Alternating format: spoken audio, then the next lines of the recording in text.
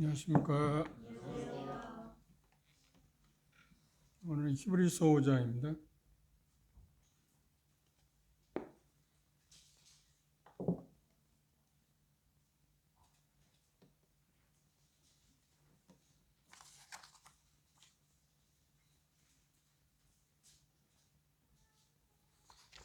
히브리서 5장 오늘은 1절부터 5절까지만 한 절씩 교도하도록 하겠습니다. 히브리서 5장 1절부터 5절입니다.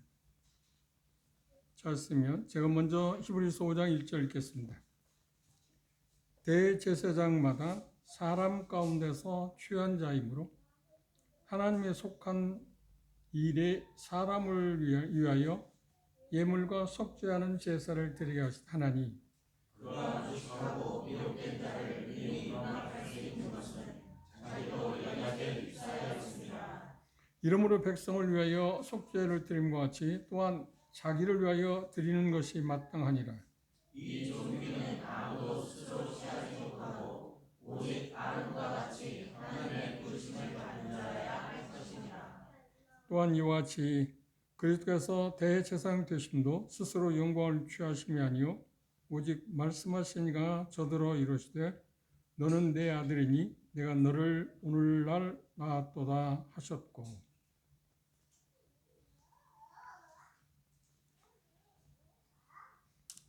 5장부터 히브리서 10장까지는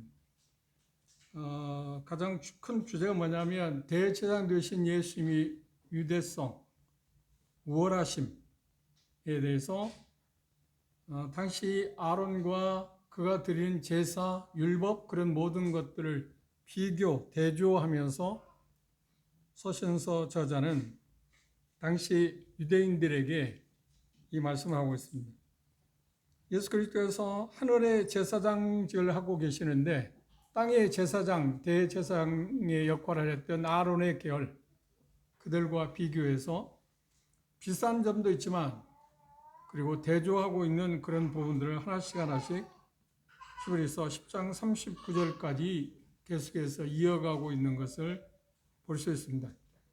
그런데 이 본문이 당시 히브리 수신자들, 최초의 수신자들이 대단히 충격적인 이야기였습니다. 왜 그러냐면 당시 유대인들은 메시아가 오시게 되면 그분이 예루살렘의 왕권을 차지하고 모든 나라를 다스릴 거라고만 생각했어요.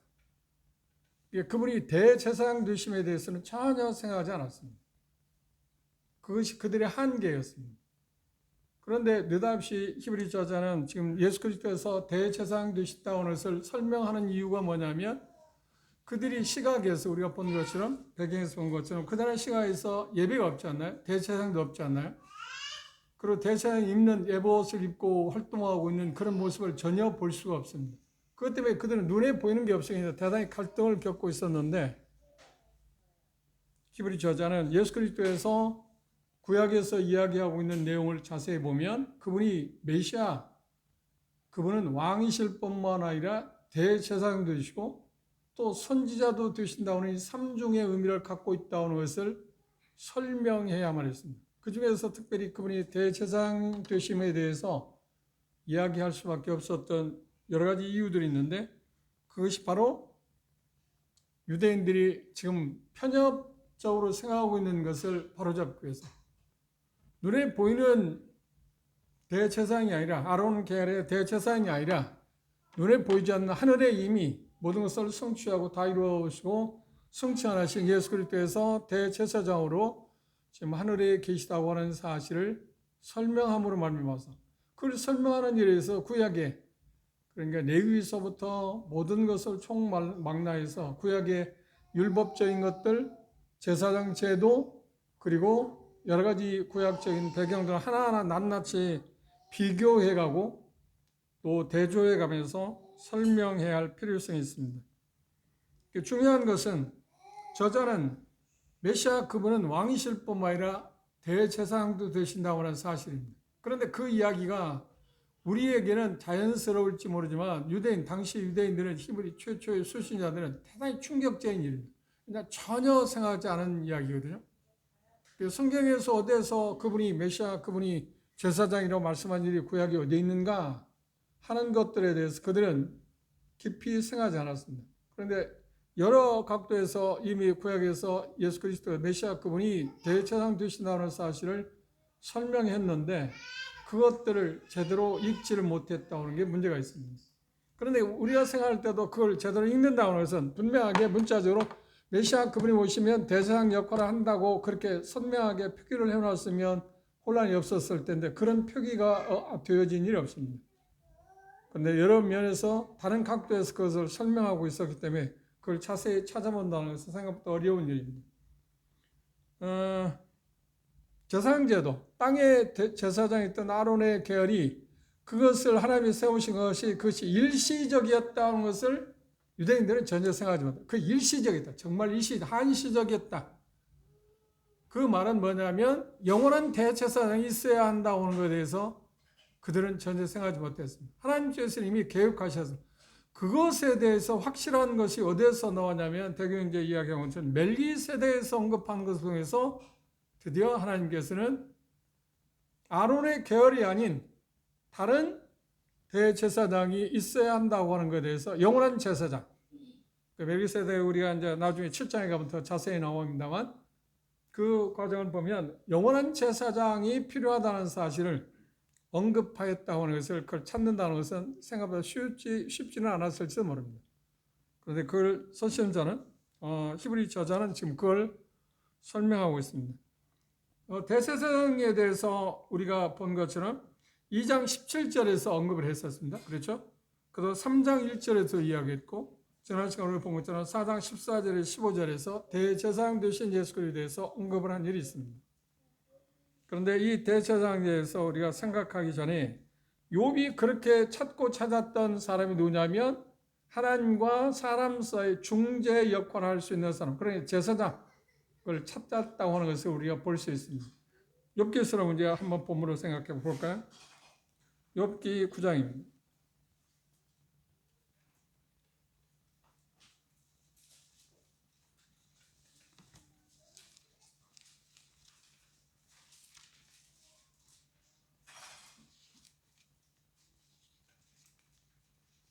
(32절에서 35절입니다)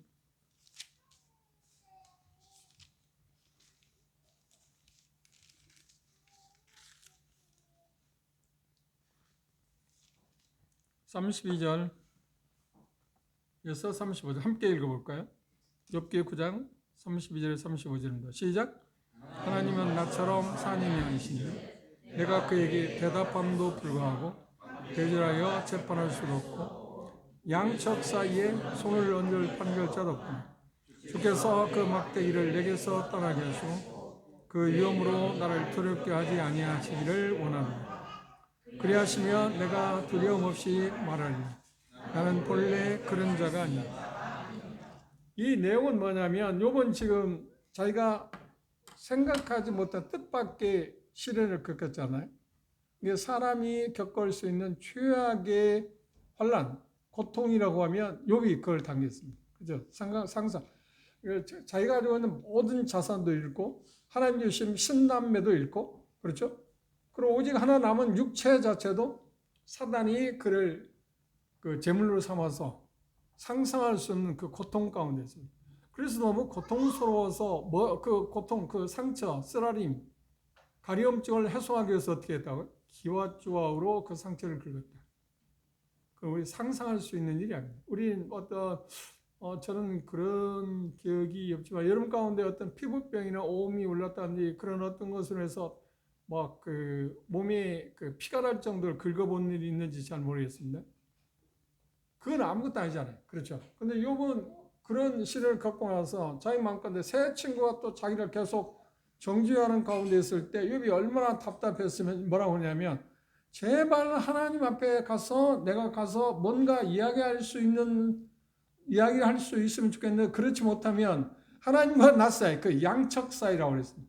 하나님과 나 사이에 누가 중재자가 있어서 내가 호소하는 소리를 하나님께 전달하고 그리고 그걸 듣고 하나님께서 나에게 전해주는 사람이 있으면 좋겠다.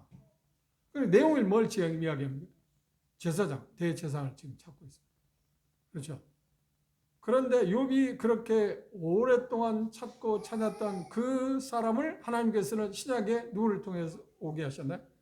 그렇죠. 예수 그리스도를 통해서 우리에게 대제사장 되신 그분을 보내주셨다. 이 정말 놀라운 일입니다. 그러니까 예수님이 단지 대제사장이라는 그 자체만 우리가 머물 게 아니고 욥의 그 고통을 생각합니다. 그럼 우리는 항상 하나님에게 우리가 뭔가 호소할 수 있는 전능하신 분에게 뭔가 말할 수 있으면 좋겠는데, 그리고 그것에 하나님으로부터 뭔가 들을 수 있으면 좋겠는데 중간에 그걸 할 수 있는 사람이 누구냐? 참 답답하지 않나요? 그게 인간의 최고의 어떤 질문이고 어떤 소망이었을 겁니다. 기대치가. 그렇죠.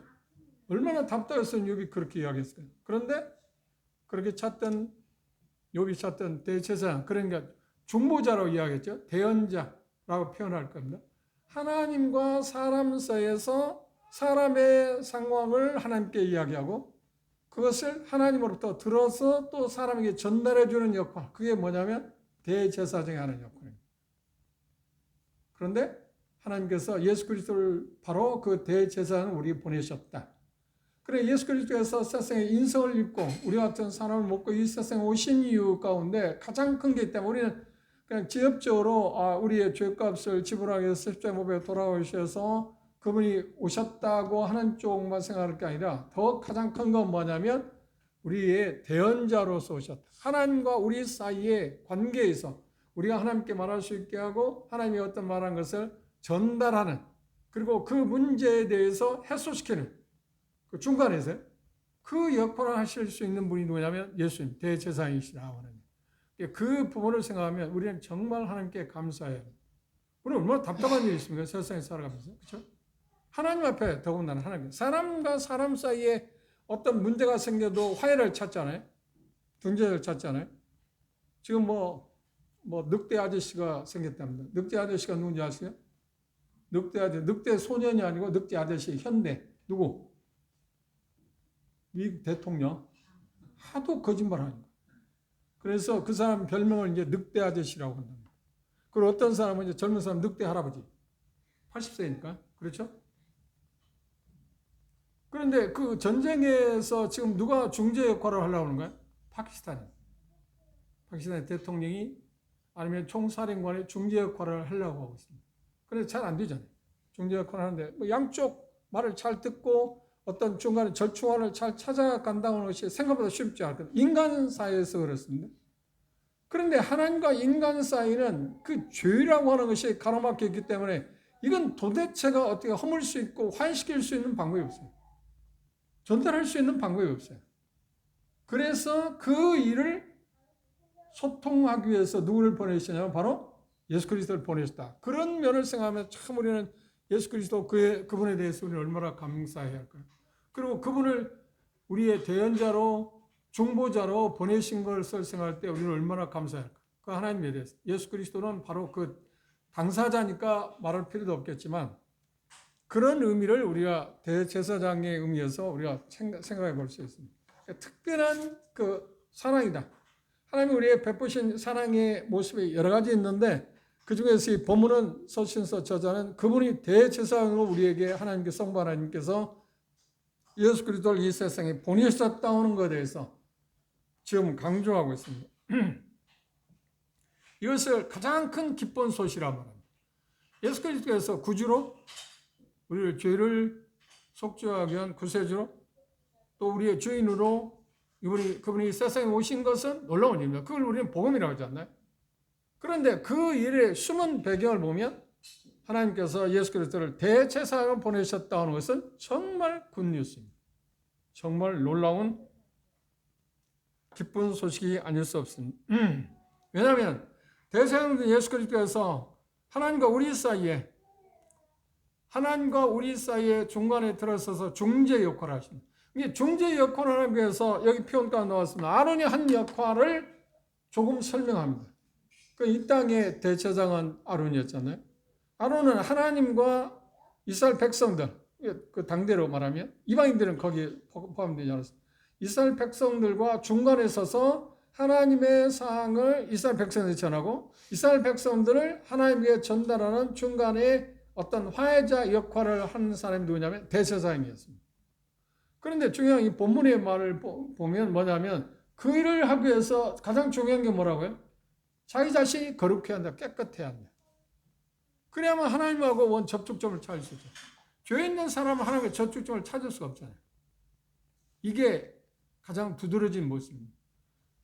그런데 여기 이제 우리가 자세히 보겠지만 아론의 대제사장직하고 예수님의 대제사장직은 비교하고 대조할 때 여러 가지 차이점들이 있습니다.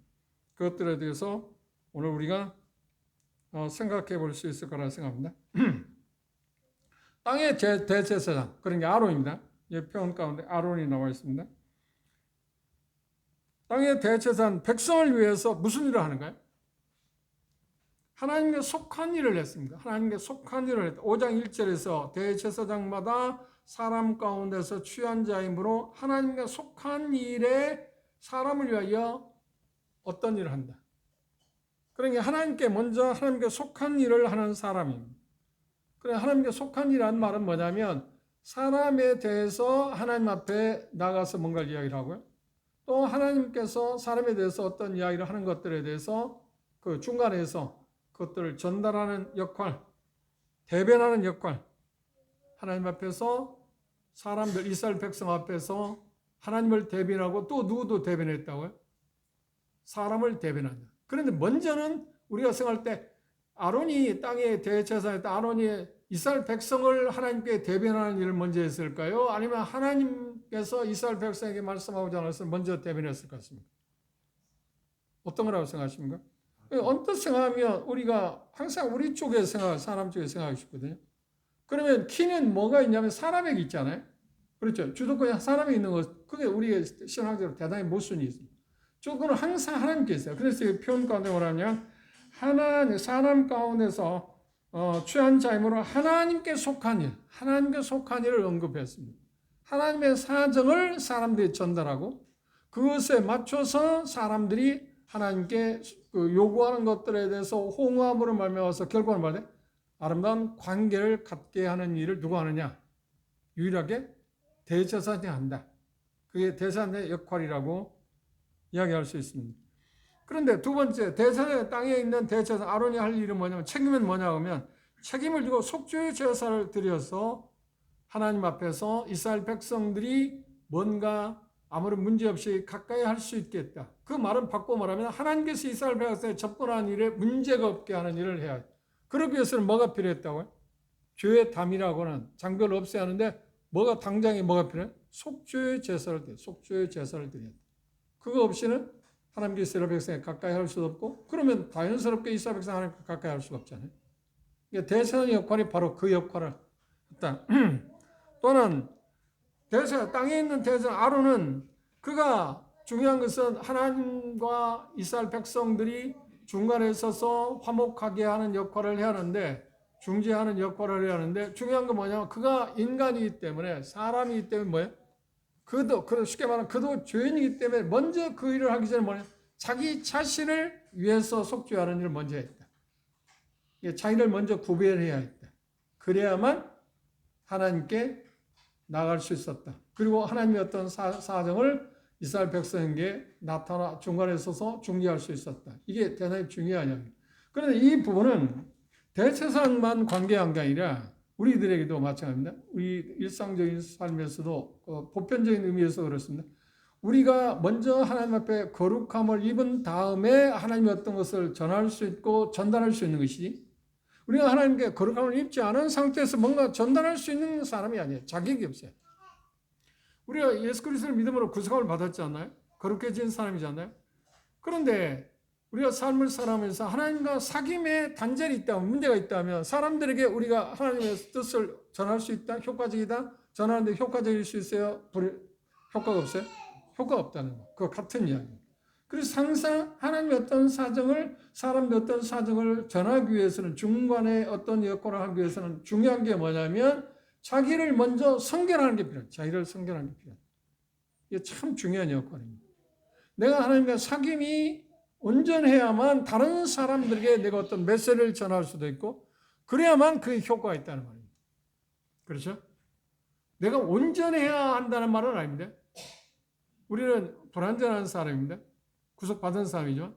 그런데 우리는 그때마다 죄에 대한 온전하지 못할 때마다 우리는 회개하고 그리고 매주 첫날에 떡을 떼기 전에 우리 자신들의 죄를 자백함으로 말미암아서 우리는 성결한 상태, 거룩한 상태를 유지하는 게 필요해요.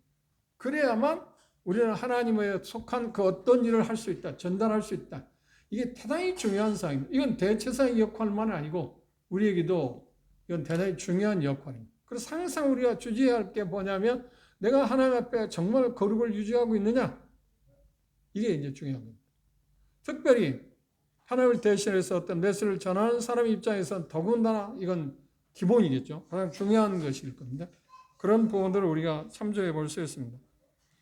그런데 조금 전에 말씀드린 것처럼 아론의 대제사장직은 이미 말씀에서 보면 여기 이제 다음 절에 나오고 있습니다. 멜기세덱 판차를 쫓는 제사장이라 했다고 하는 말씀을 보면 이미 하나님의 시선에서는 시각에서는 뭐예요? 아론의 제사장직이 그냥 지속적이지 않을 거다.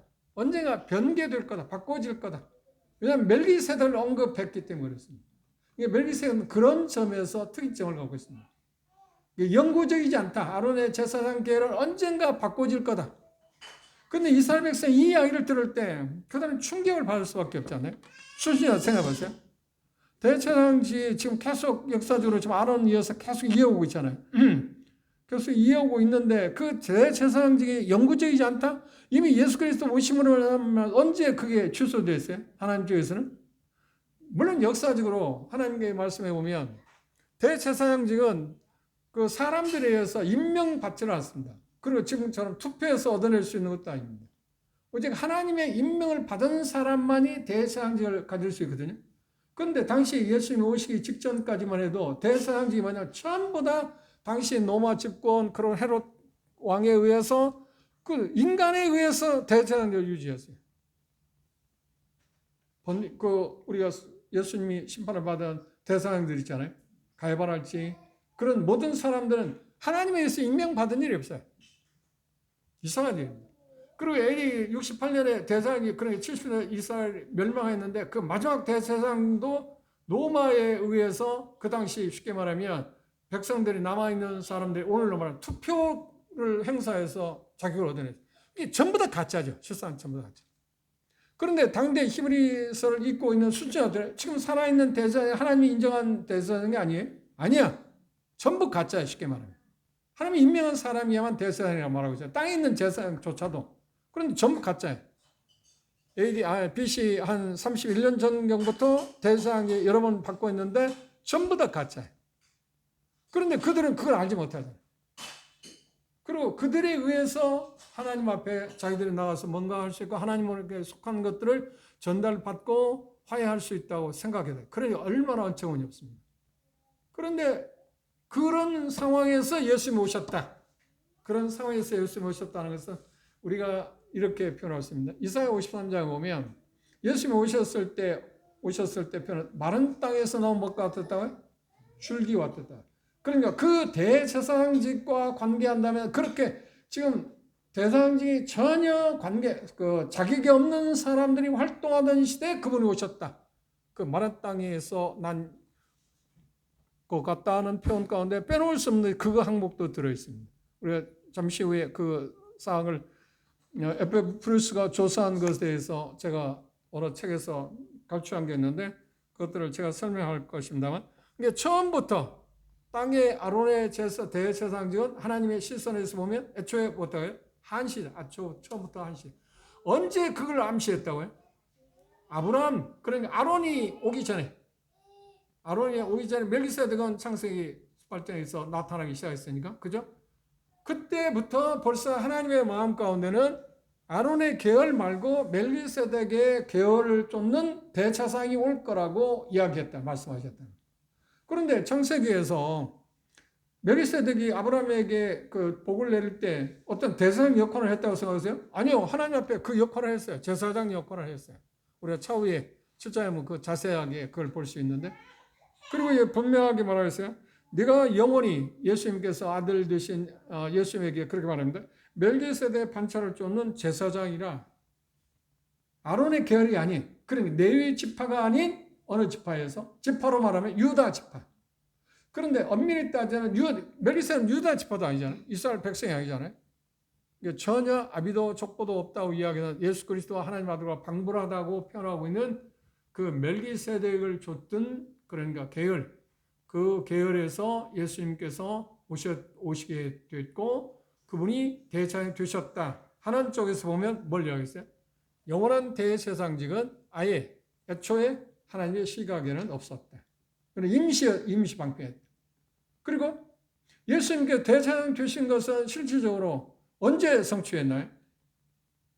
그렇죠. 그분이 오심으로만 대제사장 되신 건 아닙니다. 왜냐하면 아직 하나님과 화해의 문제가 이루어지지 않았으니까. 정확히 말하면 우리가 잘 알고 있는 것처럼 예수 그리스도께서 십자가에 못 박혀 돌아가셔서 다 이뤘다 말씀하시고 승천하셔서 보좌 우편에 앉히심을 당하는 순간에 그분이 뭐가 됐나요?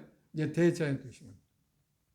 그런데 히브리서를 썼을 때 수신자들은 그분이 대제사장 되신 걸 지금 생각하고 있어요. 전혀 생각하지 않고. 눈에 보이는 대제사장, 아론의 계열도 아닌 가짜. 그렇죠. 아론의 계열의 제사장이라 해도 뭐 지금 아는 의미가 없는데 더군다나 하나님한테 임명받지 않은 가짜들이 득세하고 있는 그 대제사장들을 기대하고 있다? 그들을 통해서 뭔가 하나님께 가까이 가고 화목할 수 있다? 그건 말이 됩니까? 그러니까 이 말을 들었을 때 그들은 정말 충격적이었을 거라는 거예요. 그렇죠. 충격일 수밖에 없잖아요. 그런데 재미있는 것은 이 서신서에서 히브리 저자, 우리는 역사적으로 그걸 알고 있으면 히브리 저자가 그걸 몰랐을 리 없거든요. 지금 현재 대상이 가짜라는 것을 몰랐을 리 없거든요. 그런데 여러분이 아는 것은 성경에 그걸 표현한 일이나요? 신학성에 표현한 일입니다.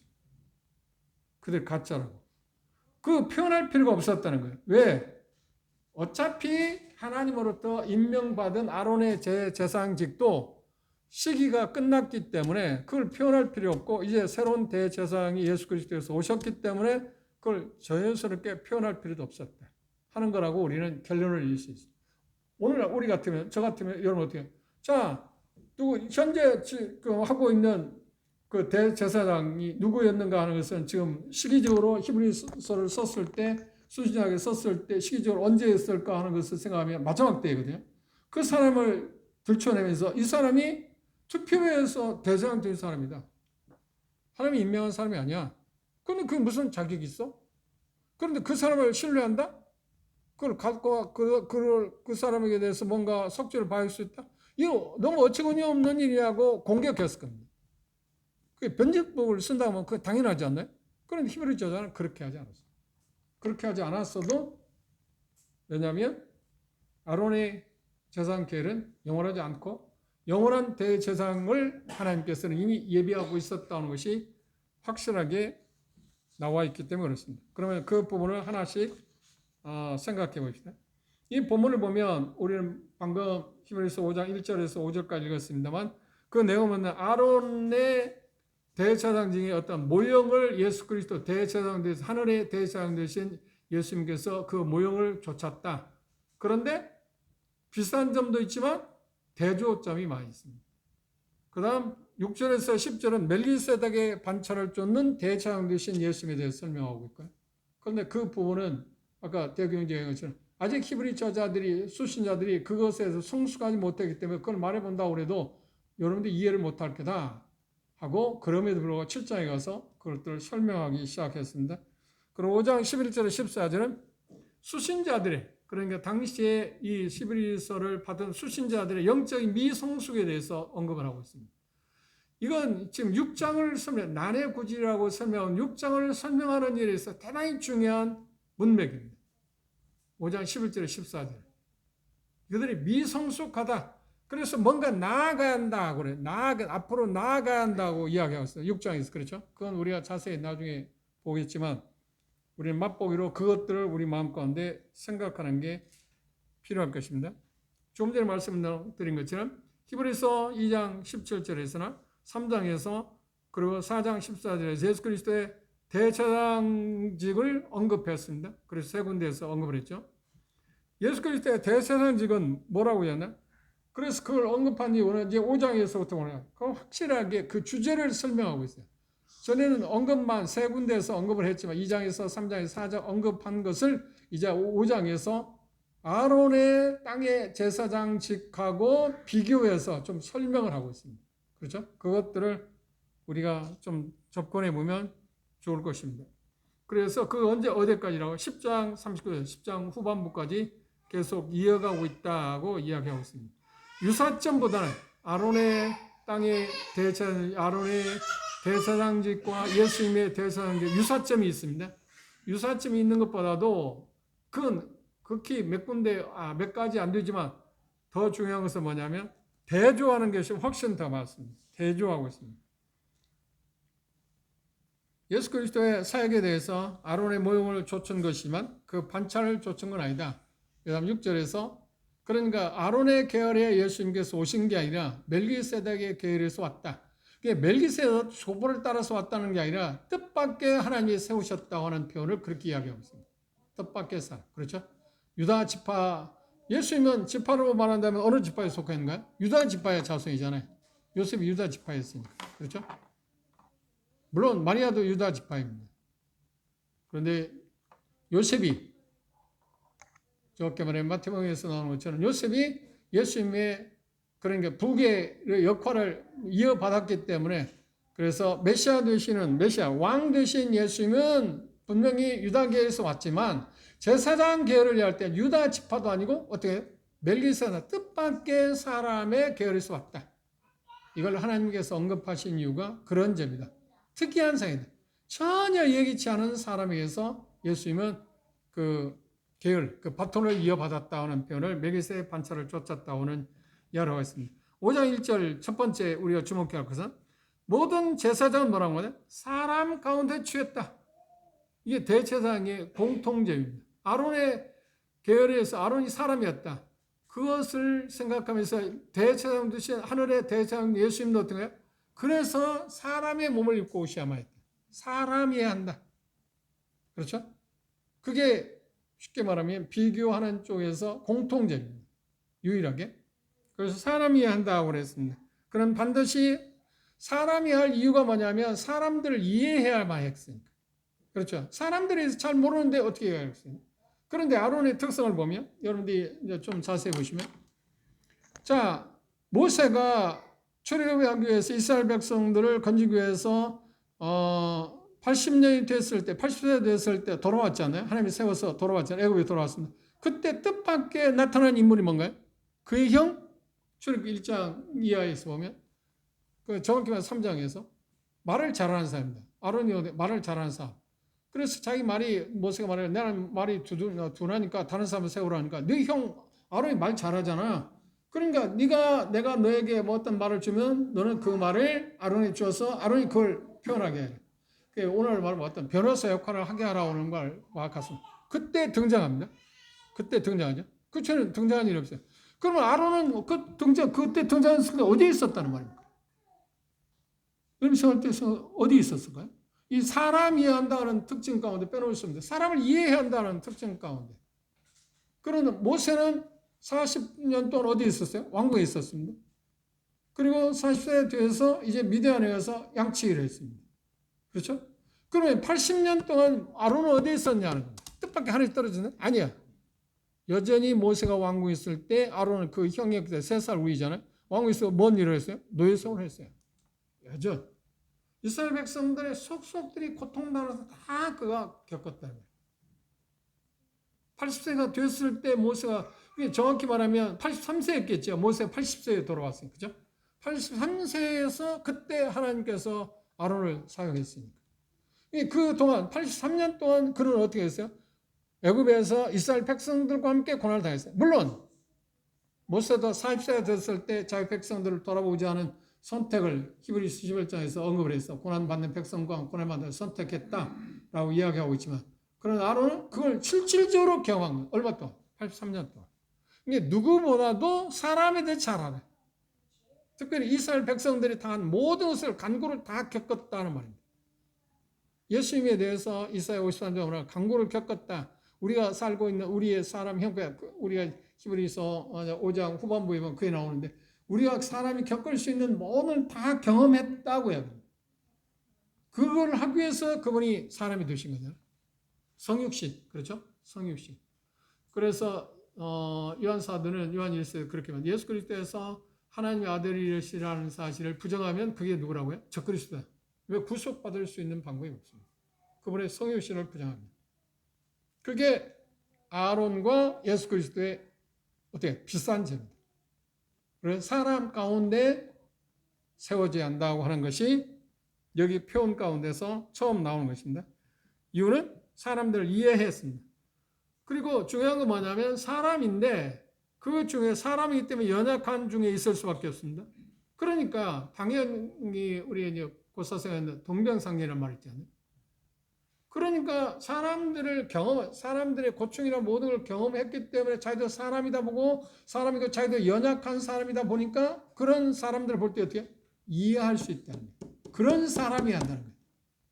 아론이 그래서 하나님이 그를 선택했다는 거예요. 사람이고 그리고 연약한 사람, 정확히 말하면 죄인이기 때문에 자기 주변에 어떤 사람이 어떤 문제에 있을지라도 그걸 이해하는, 동정할 수 있는 사람이어야 했다. 그런데 예수님은 어떤가요? 죄인이 아니잖아요. 완벽한 하나님이셨잖아요. 완전한 하나님이셨나. 그런데도 이 히브리 5장 후반부에 보면 중간 보면 우리가 겪을 수 있는 그 모든 것을 다 경험했다. 그 말은 뭔가요? 우리가 어떤 상황에서 우리 동정할 수 있다. 우리가 사자에서 인포하지 않나요? 채울하지 않는 분이 아니다. 우리의 대제사장 되신 그분을 이야기하면서 우리를 정말 동정하시는 분이다. 그래서 동정하시는 분인데 어떻게 우리를 돕는다고요? 대제사장으로서 우리가 의리의 보좌 앞에 나갈 때마다 우리를 보호하시고 우리를 동정하신다. 우리를 살피시고 우리를 회복시킨다. 우리를 성숙시킨다고 이야기를 했습니다. 히브리 4장 14절 이하에서 그 언급을 했지 않나요? 그런 점에서 보면 예수님도 비슷한 점을 갖고 있습니다. 그러니까 아론을 선택한 이유는 이스라엘 백성들이 경험한 고통당한 그 모든 것을 다 경험했다라고 하는 것입니다. 그래서 우리 주님도 예수 그리스도께서도 우리의 대상 되신 분도 그걸 다 경험했다. 그걸 요한복음으로 한번 볼까요? 1장입니다.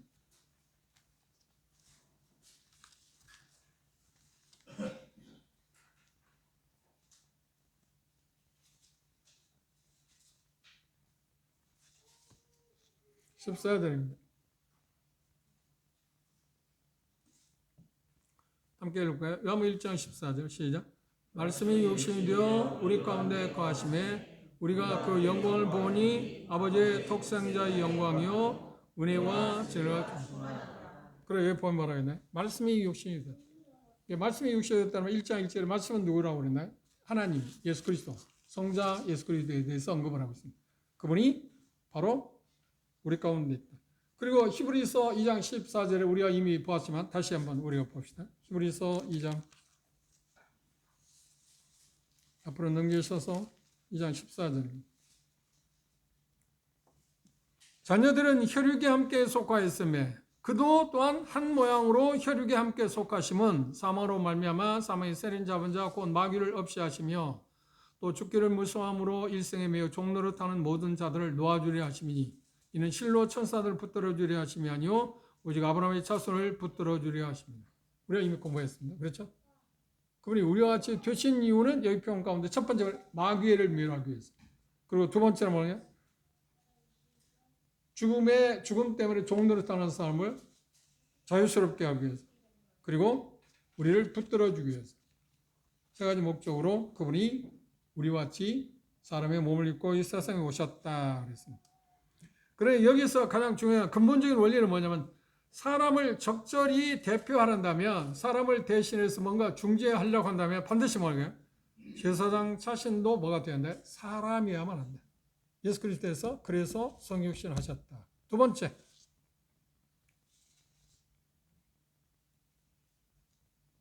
2절 보십시오. 히브리서 5장 2절 저가 무식하고 미혹한 자를 능히 용납할 수 있는 것은 자기도 연약에 쌓여 있으며 이러므로 백성을 위하여 속죄제를 드림과 같이 또한 자기를 위하여 드리는 것이 마땅하다 그랬습니다. 여기 평가는 뭐냐? 사람 가운데서 취해서 누구를 위해서 일하기 위해서 하나님께서 이 땅에 아론 사람을 취했다고요? 사람을 위해서입니다. 사람을 위해서. 그런데 그 임명 무엇 때문에 임명받았다고요? 하나님과의 그 관계에 대한 어떤 일을 하시기 위해서 그랬다. 그런데 그 대사등에 하는 일에 대해서 이야기했습니다. 여기 표현은 예물과 속죄한 제사를 드렸다. 예물과 속죄하는 제사. 예물은 뭘까요? 예물의 뜻은 가져오는 자들은 다시 말하면 뭔가 하나님께 헌물이라고 표현할 수 있습니다. 그걸 가져올 때 공경의 표현으로 드린다. 그 표현을 쉽게 말하면 예물이라고 하는 것을 우리가 생각할 때 마태복음 2장 11절에 동방박사들이 아기 예수께 와서 경배드리면서 뭘 드렸나요? 보배압을 열어서 세 가지 예물을 드린 것처럼 그걸 드리기 위해서 제사장들이 하는 일이 사람들이 하나님 앞에 하나님을 경배하고 공경하는 마음에서 뭔가 드리는 일을 받아서 하나님께 드리는 일들을 대신하기 위해서 세워졌다. 그 다음 두 번째 가장 중요한 것은 속죄의 제사, 속죄하는 제사. 속죄하는 제사는 실상은 제물을 가져옵니다. 제물을 가져오게 된다면 하나님께 가져오는 것처럼 보입니다만 그건 틀림없습니다. 그런데 결국은 어떤가요? 속죄의 제물을 드림으로 그들이 얻는 게 뭔가요? 구원을 얻게 되는, 그러니까 하나님과 관계가 회복되는 것을 갖고 가잖아요. 이게 언뜻 보기에 드리는 것처럼 보이지만 실상은 얻는 거라고 생각할 수 있습니다. 그 역할을 누가 한다고요? 대제사입니다. 속죄 제사를 백성을 대신해서 드리는 역할을 하기 위해서 하나님께서 이 땅 위에 아론 대제사장을 세웠다고 이야기할 수 있습니다. 대제사장의 가장 중요한 사역이 뭔가요? 속죄의 사역입니다. 속죄의 사역입니다. 그렇죠? 하나님과 인간 사이, 이스라엘 백성들 사이에 가로막혀 있는 담을 제거하고 화목하게 하는 그 역할, 그건 뭘 통해서? 제사를 드리는 걸 통해서 가능했다. 가장 중요한 것이 뭐냐면 대제사 사역의 가장 중요한 의도와 목적이 여기에 있습니다. 예물과 속죄 제물이라고 하는 것으로 표현되어 있습니다. 그 다음 세 번째, 2절 주목해 보십시오.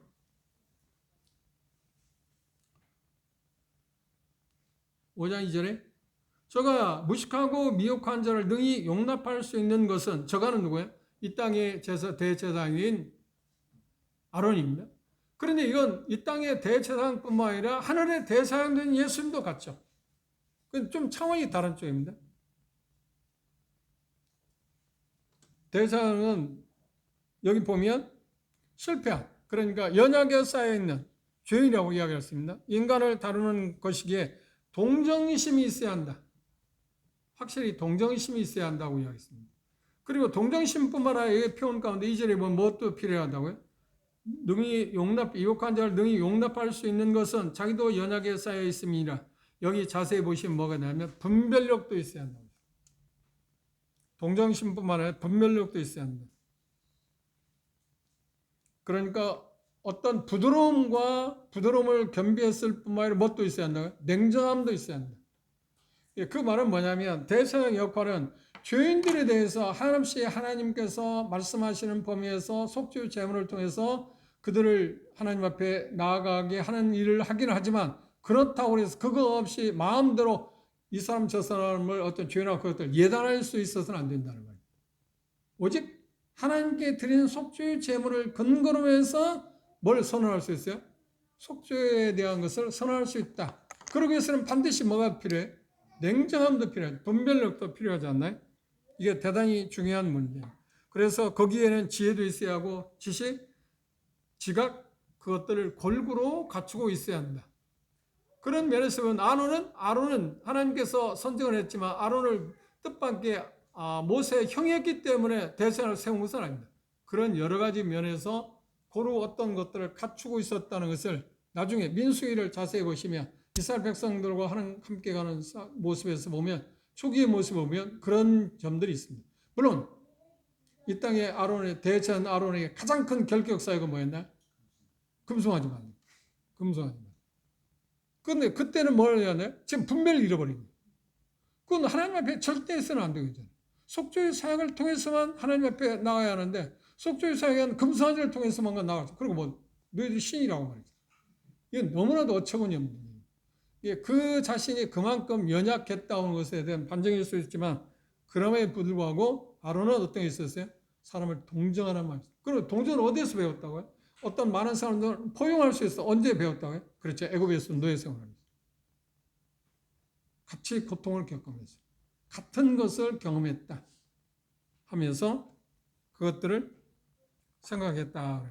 그런데 이 표현 가운데 용납할 수 있다 그랬어요. 용납이라는 것은 쉽게 말하면 견디다. 그러니까 절제와 견디다는 말의 합성어입니다. 자세히 보시면 용납은 온유하게 또는 절제 있게 대했다는 뜻입니다. 부드러움과 아울러서 뭣도 있다고요? 냉철함도 있었다.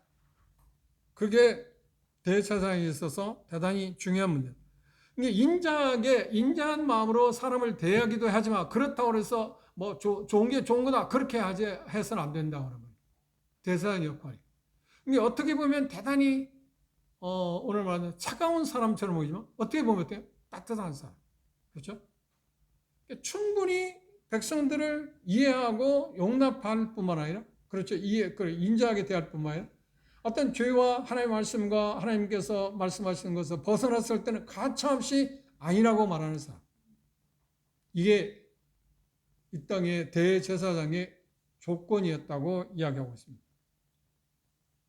사람을 대할 때 연약함, 사람을 때 그러니까 대제사장의 모습 가운데 빼놓을 수 없는 게 뭐냐면 자기도 연약하기 때문에 다른 사람을 대할 때 그 연약함을 볼 때 동정하는 자세를 취한다. 그렇죠? 나는 당신과 달라. 이게 아니라 당신과 나도 같은 사람이야. 그 표현을 시작해 가면 제가 여러 번 말했습니다만 사도행전 10장에 보면 베드로가 고넬료가 불렀을 때 고넬료가 절하려고 하는데 뭐라 했어요? 막으면서 나도 뭐라고 해? 나도 사람이다. 나도 사람이라는 말 가운데 뭐가 있어요? 당신이 연약한 사람인 것처럼 나도 똑같은 사람이다. 그렇죠? 같은 인식을 해서 나는 당신과 좀 다르다고 생각하지 마시고 물론 고넬료는 그럴 수밖에 없었잖아. 이방이었고 천사의 계시를 받아서 그를 초청했으니까 이 틀린 자기는 전혀 다른 사람이라고 생각했잖아요. 그런데 베드로는 아니야, 나도 당신과 똑같아. 대사장의 그 자격 조건 가운데 그걸 지금 이야기하고 있습니다. 사람의 모습에 대해서 서로 이해하는 연약한 성향이 있기 때문에 그걸 깨닫게 하고 그런 무식하고 미혹한 자들을 어떻게 하냐? 당연히 용납해야 했다. 그러니까 이해하고 받아들이는 것, 그 부드러움에 대해서 이야기하고 있습니다. 그런데 이 표현 가운데 이렇게 표현해요. 용납할 수 있는 것은 자기도 연약에 쌓여 있다는 말이에요. 약한, 그래 연약함에 자기도 묶여 있다. 그것에 속박당하고 있다. 모든 제사장은 다른 사람들을 자기가 죄인인 것처럼 동정하고 불쌍히 여는 마음을 갖고 뭐라고 했어요? 용납, 온유함, 부드러움을 갖고 있어야 한다고 이야기하고 있습니다. 그러면 예수 그리스도와 아론의 유사점은 뭔가요? 여기 보면 그렇죠. 우리가 본 것처럼 예수 그리스도에서 어떻게 하는가요? 사람 가운데서 그 누구보다도 우리를 이해했잖아요. 누구보다 동정하셨잖아요. 당시 바리새인 서기관들은 어땠나요? 냉정하게 사람을 대했죠. 그리고 당시에 대제사 물론 예수님 이후에 우리가 사도행전 24장에 보면 사도 바울을 심판하기 위해서 왔던 대제사장도 때문에 말도 못하는 그런 저질 행동을 취했잖아요. 그래서 사도 저질이었기 때문에 바울 사람들 왜 네가 당신이 나한테 때리라고 했냐 할 때 즉각적으로 말해요. 그가 대제사장인지 알지 못하냐. 예복을 안 입었으니까 평민이었으니까 대제사장인지 몰랐던 것 같습니다. 그렇죠? 그런데 그때 바로 바울 사람 자백하잖아요. 내가 그가 대제사장인지 몰랐다. 비방해서는 안 된다고 내가 잘못했다고 말하잖아요. 이게 그가 대사장이 아니지만 자격을 갖고 있지 않는 사람이지만 하나님 주신 권위라고 하는 것을 인정했다고 하는 쪽에서 지금 이야기하고 있습니다. 그런데 예수님은 어떤 거예요? 우리가 알고 있는 것처럼 전혀 다른 분이었어요. 아론이 아무리 이스라엘 백성들을 동정하고 여기 표현한 것처럼 온유함으로 쌓여있는 그것들에 대해 나와 동질의 사람이라고 생각하고 접근하고 그들을 인자하게 대했다 손치더라도 예수님은 어땠나요? 전혀 죄와 상관없는 분이죠. 거룩한 분이잖아요. 그런데 사람을 대할 때 어땠나요? 얼마나 동정하죠. 불쌍히 계시네. 그래서 사건이 있을 때마다 사람을 대할 때마다 항상 우리가 복음서에 보면 불쌍히 민망히 계셨다. 그런 점에서 아론보다 훨씬 능가하지만 그런 유사점도 있다고 할 수 있습니다. 그래서 요한일서 2장에 보면 이렇게 요한사도는 이야기하고 있습니다. 요한일서를 보십시오.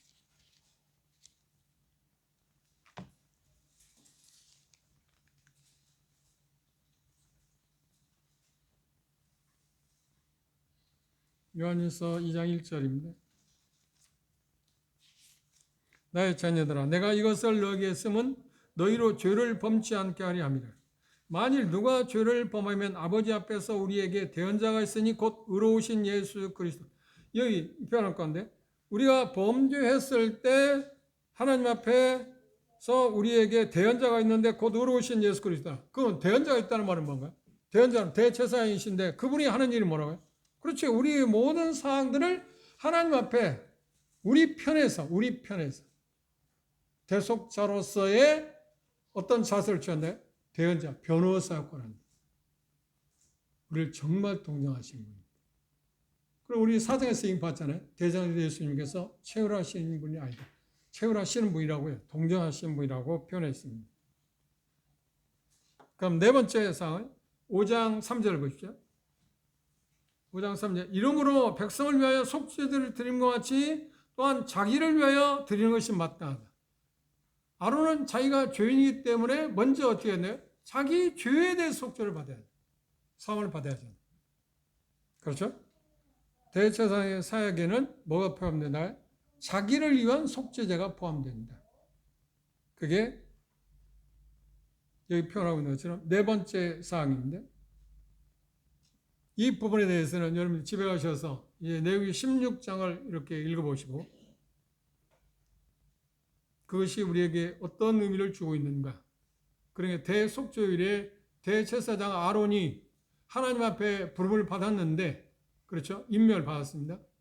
그러면 그러기 위해서 자기를 위해서 속죄 제사를 먼저 드려야 했는데 그 제사의 종류가 무엇이었는가를 여러분들이 한번 레위기 16장을 3절에서 보시고 다음 시간에 오시기 바랍니다. 그럼 오늘 이야기의 정리를 해보면 지금 히브리 저자가 이 5장에서 예수 그리스도의 대제사장 되신다고 하는 것을 이야기했을 때 수신자는 어땠더라? 충격적이었다. 왜? 메시아 그분이 대제사장이라는 것을 전혀 생각하지 못했기 때문에. 아무도 생각하지 못했어요.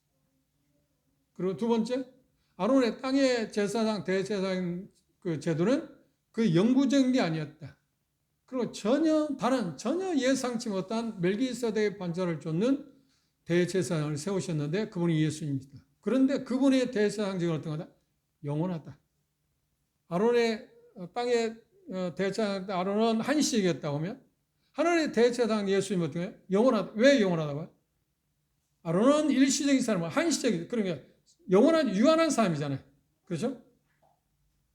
그런데 예수님은 영원한 분이에요. 영원한 하나님 우리가 여기 나중에 보겠지만 하나님의 아들이라고 표현했습니다.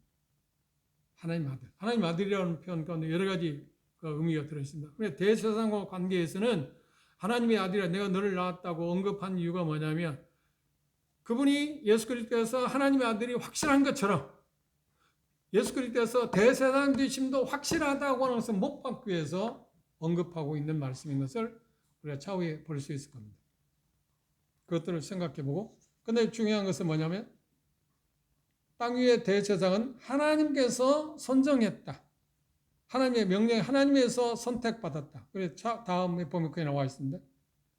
아무나 할 수 있는 게 아닙니다. 그 여기는 아무나 얻을 수 있는 거, 자원에서 할 수 있는 거, 누가 지명할 수 있는 게 아니라 어떤 권세도 그걸 줄 수 있는 게 아닙니다. 하나님이 지정한 사람이었다.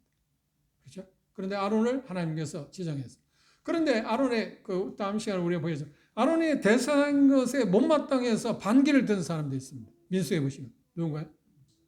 그들이 그 지파가 그들을 합세했던 수많은 사람들이 땅이 갈라지기 위해서 죽음을 당한 사람입니다.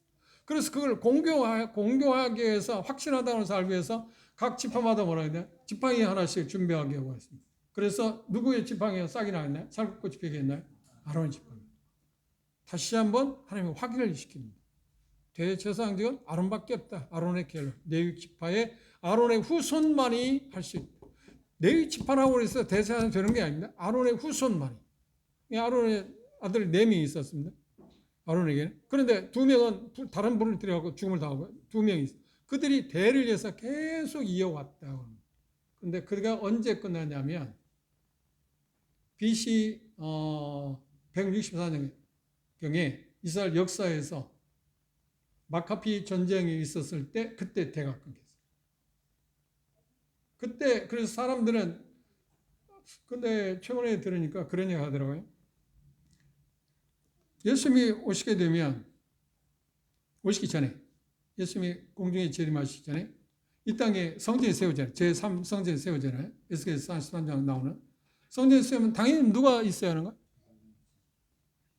네 지파 있어야 하고, 네 지파가 있어야 하면 누가 또 있어야 하는가?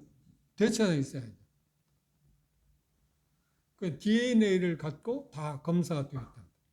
최근에 나온 소식이 그래요. 그들 중에 누가 대체자 될 것인가 하는 것은 모르지만, 네 지파들이 이미 다 자기들이 내가 어느 지파에 속했다는 것을 거의 다 알고 있다는 이스라엘 백성들. 그러니까 그건 간단하죠. 우리가 오랜 세월을 흘러갔기 때문에 그게 사라져버렸을 것 같잖아요. 혈통이 사라져버렸을 것 같잖아요.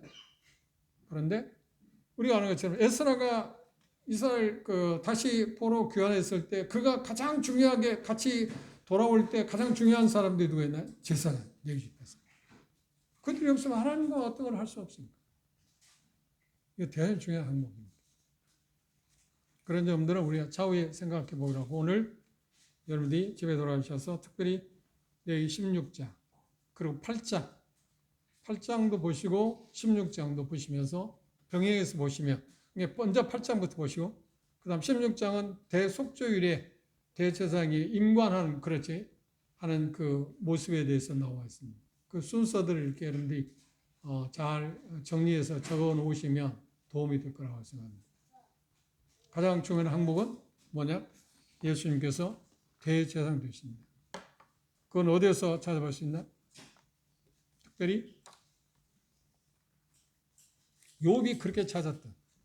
그리고 모든 인류가 부르짖고 찾지는 않죠. 내면에서 그렇게 찾았다.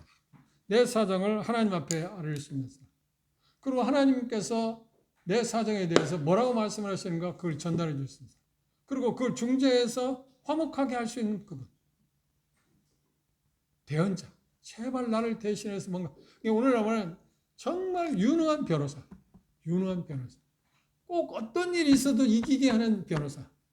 이게 불법적으로 이기게 하는 게 아닙니다. 예수님은 불법적으로 이기게 하는 게 아닙니다.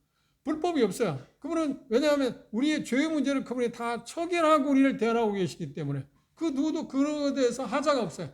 말할 수가 있는 게 아닙니다.